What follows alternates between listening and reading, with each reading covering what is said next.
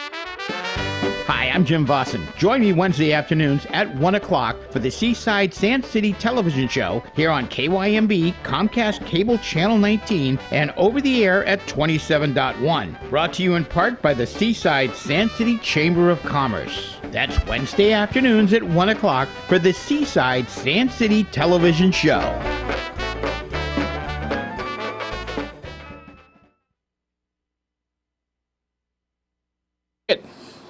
All right, welcome back to the Seaside-Sand City Television Show here on KYMB, Comcast Channel 19, over the air at 27.1 and the Fresno area at 33.4. Brought to you in part by the Seaside-Sand City Chamber of Commerce. I'm Jim Vossen, V as in Victor, O-S-S-E-N. The gentleman over here, he's been on before. Actually, you're my only return guest so far. I must be really... Was that scraping? No.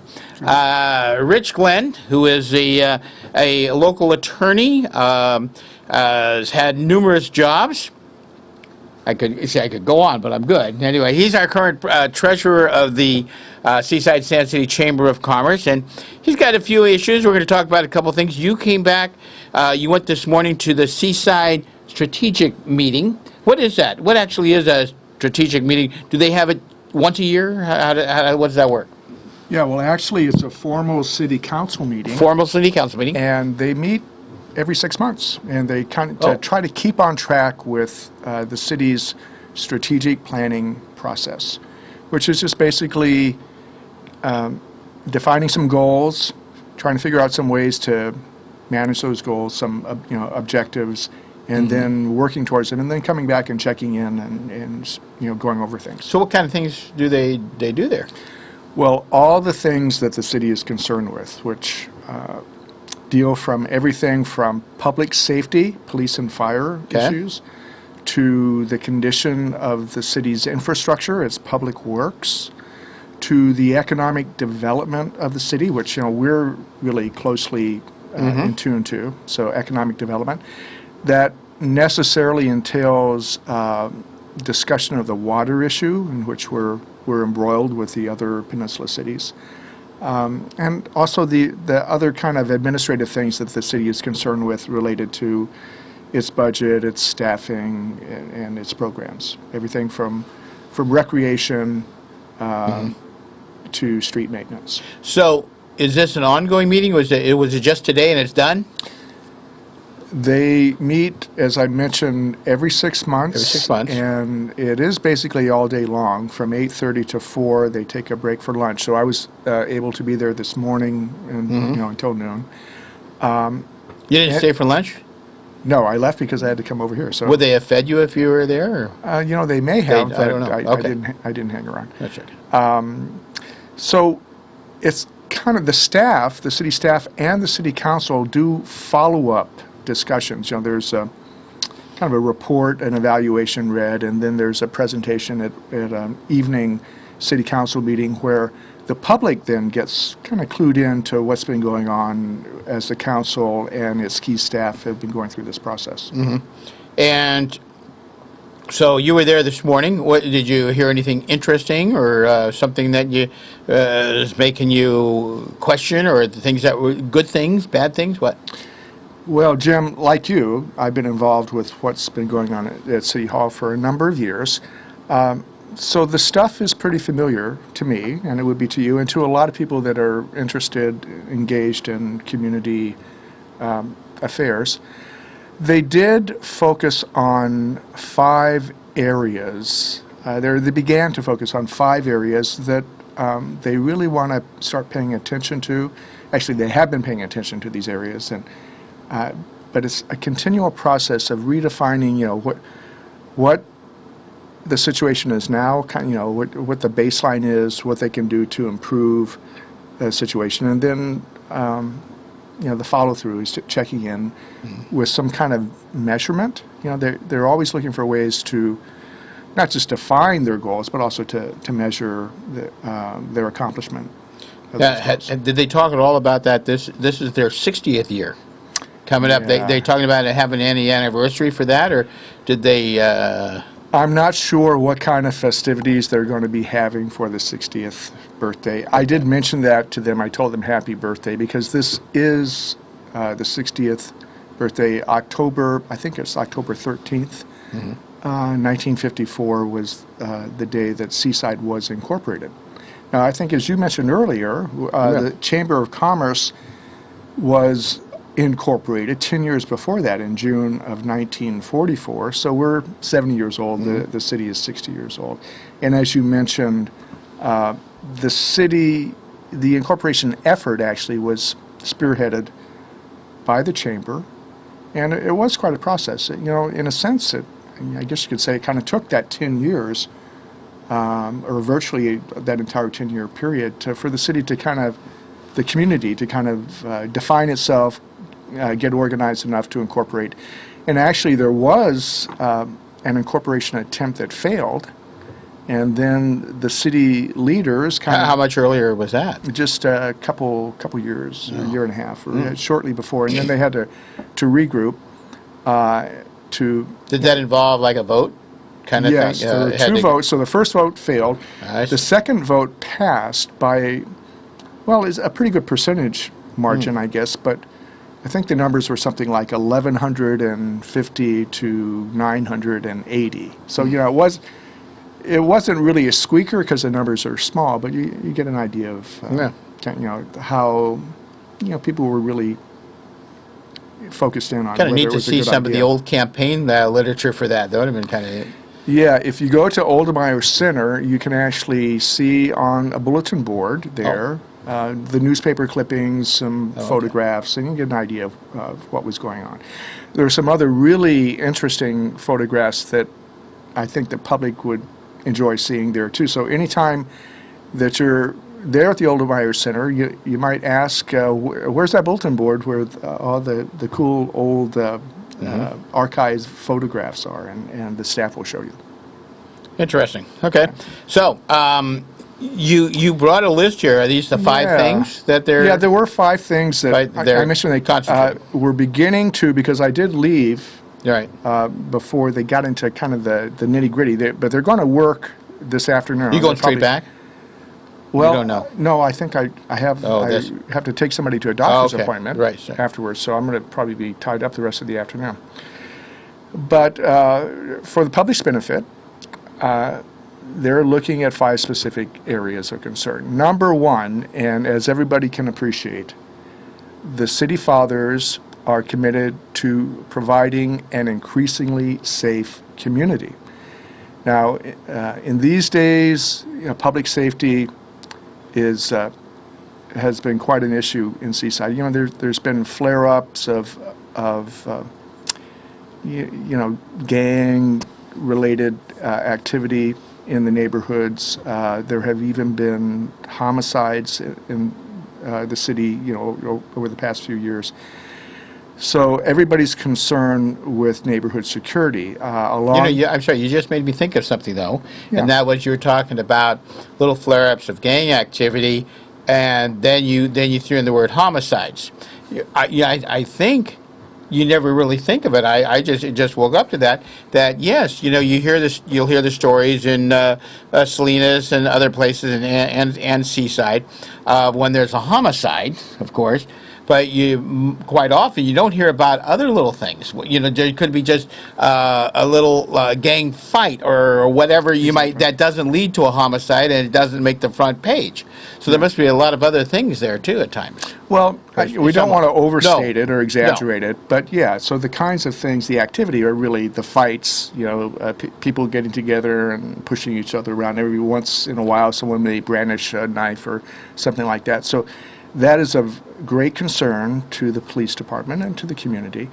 And so there's been a concerted effort on the part of the police department to really focus in to try to respond to that. Now, along those lines, you've heard of the camera proposal in the neighborhoods to strategically locate cameras for neighborhood security. Now, in a lot of other countries, England, Britain comes to mind in particular, virtually every public place is monitored with cameras, some kind of community television system for the purposes of security. So that's kind of a foreign notion to Americans, but it's becoming the kind of thing that communities are increasingly looking at as being an option to enhance public safety. So that's what's going on here. Of course, what they've been talking about and people have seen in the newspaper is not something that's necessarily sitting there and somebody's in an office with all these screens watching every single thing. It's really there going into kind of being recorded. It's not really viewed monitor-wise, but it's there if there was an incident and a car took off and they got a brief description, they could go back and look at certain films. And I believe they're not archived for a long, long time. So, something 6 months down the road probably is going to be gone, probably. I believe. Yeah, so I think different systems use different technology and have different policies in terms of the retention. But anyway, so number one item. Now, these items are not in priority, but quickly, this idea of doing what the city can do to enhance public safety sort of rose to the top. It's very, very important, as we can all appreciate. Now, the second item, and again, not really in priority, but this is kind of the way it came up, was to figure out a way to create vibrant, sustainable economic development. Now, this is like a no-brainer. During the public comment period, I got up and said a few words about the role of the chamber and how we're here to cooperate with the city to do what we can to encourage economic development, and that's an important commitment to the chamber, and we realize it's an important commitment of the city as well. Now, part of that is the water situation. So another dominant theme of the meeting this morning was this idea of the city of Seaside itself, providing some leadership to obtain water supply, essentially for desired development. Mm-hmm. Now, desired development in Seaside is different from desired development in Carmel or Monterey or PG. So I think the Seaside focus is really on getting water adequate for our community development needs as have been defined by the community through its general plan and through the other policies adopted by the City Council. And also, as you realize, Jim, the Chamber was really founded on this idea through its Articles of Incorporation to promote growth and development for the purposes of generating jobs. And we have to do that because, number one, the population goes up. People have babies, and then they have babies, and so on, and our population grows. And if you don't keep up somewhat now, and this was something, I don't know if you ever met Tom Carvey before, but Tom Carvey was one of our hosts, was with an organization called Common Ground. And he did, the statistics showed that considering how many people are born every year and people that pass away, that actually we're having kind of sometimes a negative growth because it's so expensive to live in this area, and because a lot of the growth is restricted, and a lot of the big thing about the restriction a lot of times is water. Oh, absolutely. And so there is a finite number of houses or homes, apartments and houses in Seaside. There's no water, so there's no more housing being built. Now, on the business side of things, there's a finite, it's a little bit flexible. There's a little bit of room around the edges maybe for some growth in business square footage, but not much. Well, I know without water, we're not going to have growth in the business sector. I don't know if Seaside has the same problem that I know Monterey has, and that in Monterey there's a lot of these homes that they have the room to add on an in-law apartment, but they can't have running water or a bathroom. They can't get that. Yeah, no, absolutely. Seaside shares that problem along with all of the other peninsula cities. There's no water. You can't do anything in terms of expansion that would involve a single drain or tap. Now, there are some places that are allowed this because it was already designated. For instance, where In-N-Out Burger is going. supposedly that's already okayed for that, right? And that's something that we're not putting a stopper on in and out because of water right now, but we did put a stopper on a possible hotel. You're running right up to the edge. To the edge. Of Okay. where we're at, So in other words, if In-N-Out goes, In-N-Out got in by the skin of its teeth. but there's going to be limited flushes in their bathrooms. Is that it? Conceivably, Yeah. yes, yeah. So that's an issue. So leadership in seeking the water solution. Now, I mentioned to the folks at the meeting this morning that there are some issues that have not been addressed in terms of water rights, and I think on behalf of the business community that we should be interested in exploring this water rights issue. But as time goes on, we can deal with that. What did they say when you brought that up? Did they? Well, no, there was no Did no it escort response. you out the door or anything? No, but Okay. it obviously is a touchy subject. So water's a big issue for us. What else Yeah. you got there? Well, the fourth item, and again, these Yeah. are not in priority, Not in priority. but looking at the city, as a lot of us look at it as, its streets and its lights and, the water, the pipes, the sewer facilities, what we call the infrastructure.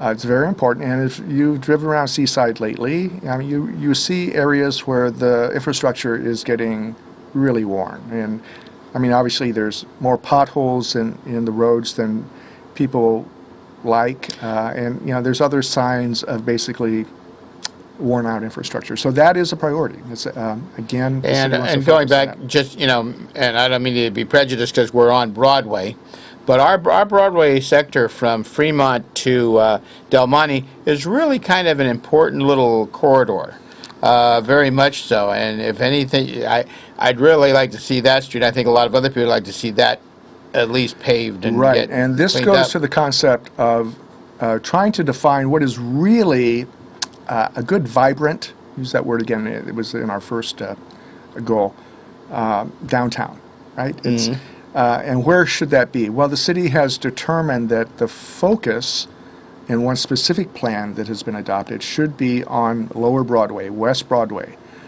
for the purposes of building that up so that it looks like a modern California downtown. Typically you might find elsewhere in Northern California, Walnut Creek or San Mateo kind of come to mind, where there's mixed uses, there's a lot of activity, there's a lot of pedestrian incentives. It's not just all dominated by the car, but at the same time there's sufficient parking and public parking structures to make that all work. So that's very important. Now, the top off all these items, I talked about the big four. At the end of the session this morning, they were really looking at, well, is there a fifth item that we should bring up that maybe kind of ties this together?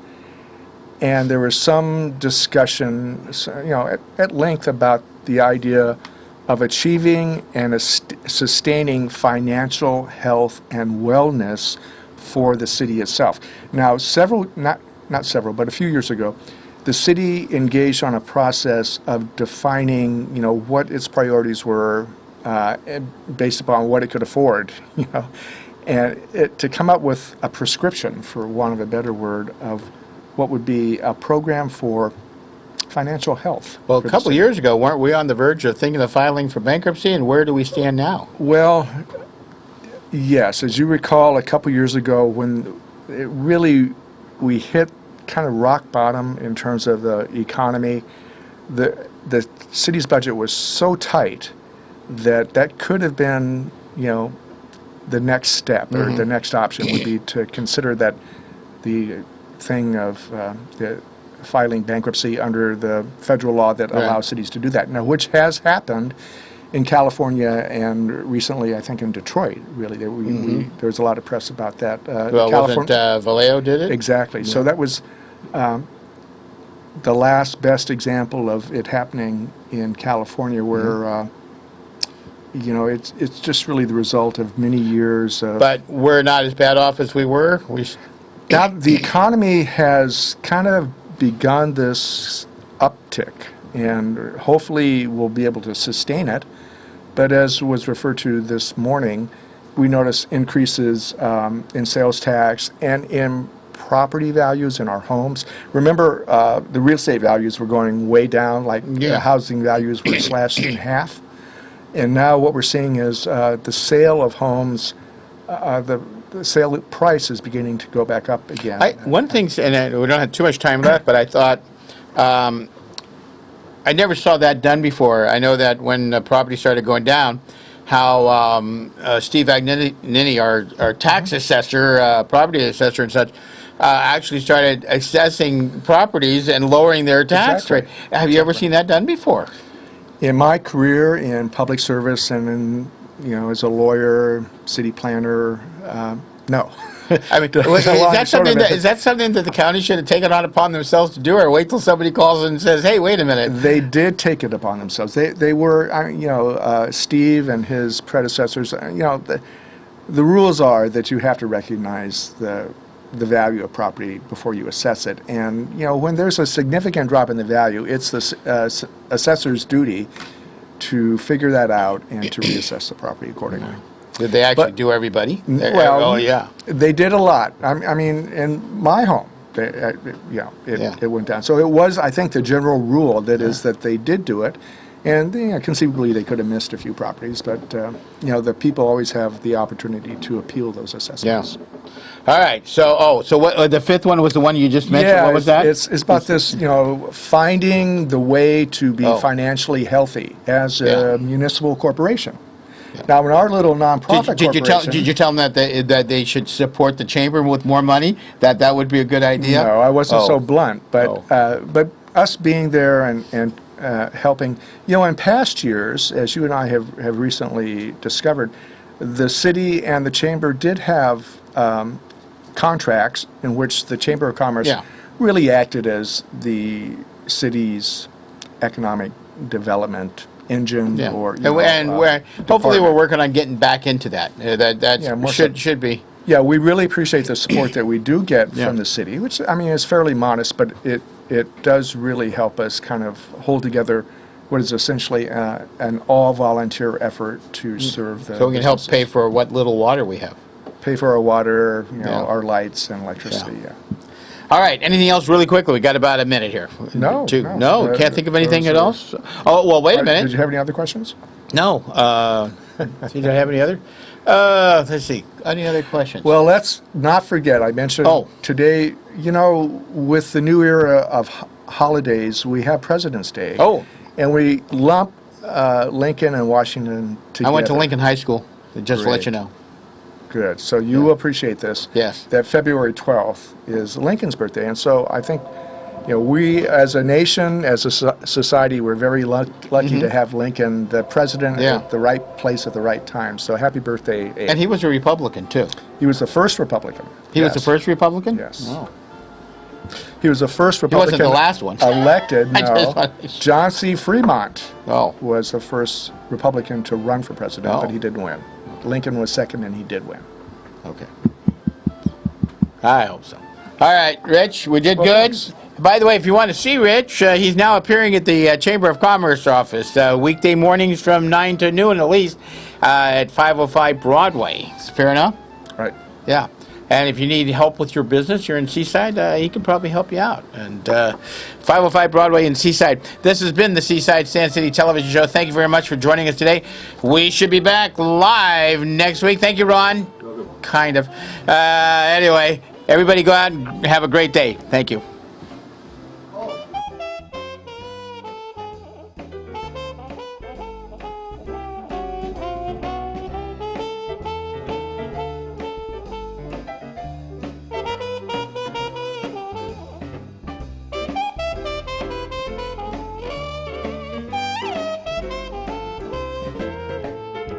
Thank you for joining us today for the Seaside-Sand City TV Show, brought to you in part by the Seaside-Sand City Chamber of Commerce, located at 505 Broadway in Seaside. Stop by and say hello to me, Jim Vossen, most weekday mornings from 9 to noon, or check us out on the web at seaside-sandcitychamber.org. Don't forget to tune in every Wednesday afternoon at 1 for the Seaside-Sand City TV Show, here on KYMB, Cable Channel 19, or over the air at 27.1.